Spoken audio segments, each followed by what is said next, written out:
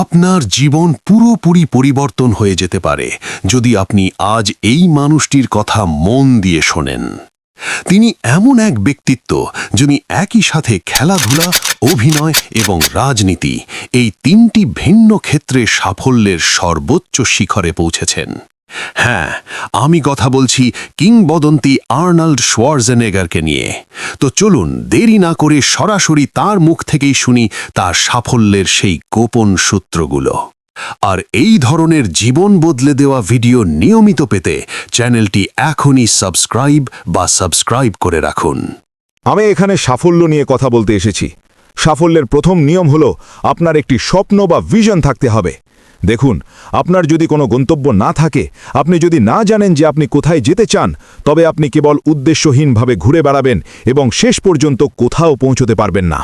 আমি 1947 সালে দ্বিতীয় বিশ্বযুদ্ধের পর অস্ট্রিয়ায় জন্মগ্রহণ করি। আমি নিজেকে খুব ভাগ্যবান মনে করি যে আমি ছোটবেলাতেই আমার জীবনের লক্ষ্য খুঁজে পেয়েছিলাম। আমি যখন বড় হচ্ছিলাম, অস্ট্রিয়া আমার খুব একটা ভালো লাগতো না। আমি সেখান থেকে বেরিয়ে আসার জন্য ছটফট করতাম। বাবা মা চেয়েছিলেন আমি যেন ওখানেই থাকি, কোনো খামারে বা কারখানায় সাধারণ মানুষের মতো কাজ করি। কিন্তু সেটা ছিল তাদের স্বপ্ন, আমার নয়। আমার স্বপ্ন ছিল অন্যরকম। আমার মনে হতো আমি বিশেষ কিছু করার জন্য, বড় কিছু হওয়ার জন্য জন্মেছি। একদিন স্কুলে 11 বছর বয়সে আমি আমেরিকার উপর একটি ডকুমেন্টারি দেখি। সেখানে বিশাল সব আকাশচুম্বী দালান, বড় বড় সেতু আর 6 লেনের হাইওয়ে দেখে আমি মুগ্ধ হয়ে যাই। আমি মনে মনে বললাম, আমি ওখানে যেতে চাই। আমি এই ছোট ছোট খামার আর পুরনো দালানের মধ্যে আটকে থাকতে চাই না। এরপর একদিন অস্ট্রিয়ার গ্র্যাটস শহরে একটি দোকানে আমি একটি বডি বিল্ডিং ম্যাগাজিন দেখি।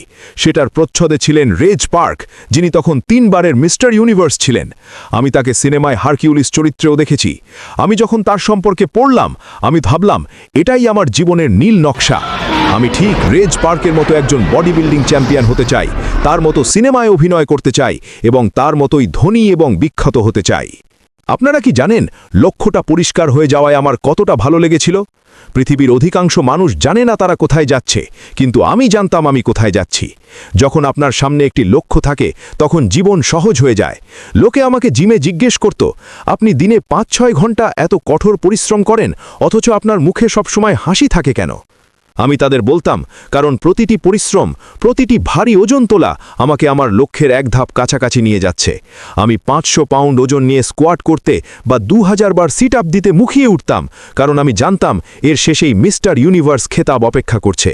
20 বছর বয়সে আমি লন্ডনে গিয়ে সর্বকনিষ্ঠ মিস্টার ইউনিভার্স হওয়ার গৌরব অর্জন করি। কেন? কারণ আমার একটি নির্দিষ্ট লক্ষ্য ছিল। আপনার কাজের পেছনে উদ্দেশ্য থাকতে হবে।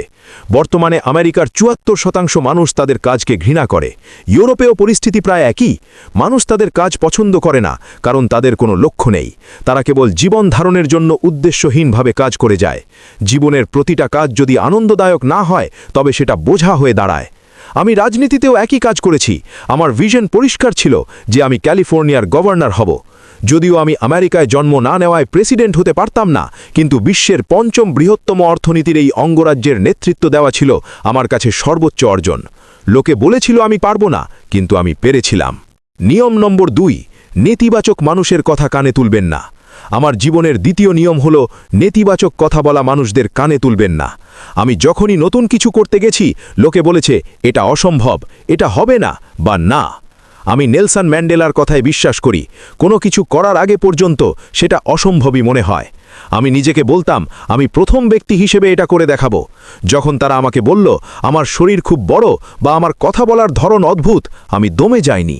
আমি কঠোর পরিশ্রম করেছি, ইংরেজি শিখেছি, অভিনয়ের ক্লাস করেছি। কয়েক বছর পর যখন আমি কোনান দ্য বারবেরিয়ান করলাম, তখন পরিচালক বলেছিলেন আর্নল্ড না থাকলে আমাদের এরকম একটি শরীর কৃত্রিমভাবে তৈরি করে নিতে হতো। যে শরীর নিয়ে লোকে হাসাহাসি করত, সেটাই আমার সবচেয়ে বড় সম্পদে পরিণত হলো। টার্মিনেটর সিনেমার ক্ষেত্রেও জেমস ক্যামেরন বলেছিলেন যে আমার যান্ত্রিক কণ্ঠস্বর না থাকলে সিনেমাটি চলত না। তাই মনে রাখবেন, কেউ যখন আপনাকে বলবে এটা বোকামি বা এটা অসম্ভব, তখন মনে মনে বলবেন সে এ সম্পর্কে কিছুই জানে না।